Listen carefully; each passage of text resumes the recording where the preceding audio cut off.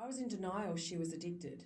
And I just remember one day we were having a conversation and I realised while she was talking to me, this voice in my head said, she's addicted, she's lying.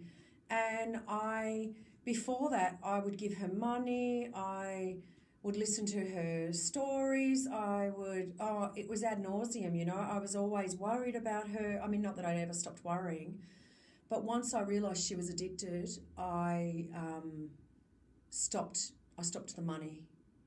Yeah, I constantly, gently, lovingly always said to her, do you think taking drugs and drinking could be the cause of your problems? So I'd still listen to her problems, not as long. To keep myself safe, I always regularly exercise and try and eat right, and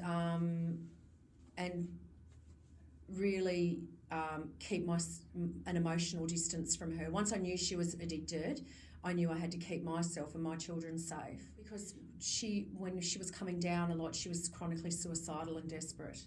They have a terrible come down from the ice, which makes them keep chasing the up. And she used through the first trimester because she was going to terminate the pregnancy. And then anyway, she made a decision to keep that baby and came off it.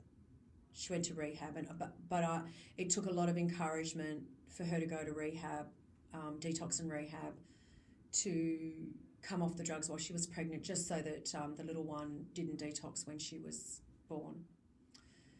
She never had enough, and at the height of her addiction, I was running 2 businesses and single mother myself, but really when you work hard, there are rewards for working hard, as we know.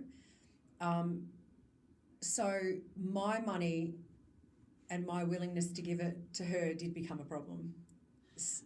Yeah, I am lucky. I've got a lot of supportive friends, and so I was able to get a lot of support. I mean, there was one time where we did actually think that she'd come good, and then it turned out that she was hanging around with old friends and mixing with old associates, and I knew that a relapse was inevitable. So I did actually have a counsellor at that point, because it was incredibly stressful watching her, because by this stage she'd had the baby and she was back using again.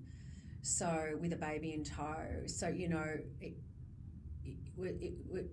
it was really, at times it was really on for young and old with her. Well, I think it's really important that they get some counselling and support.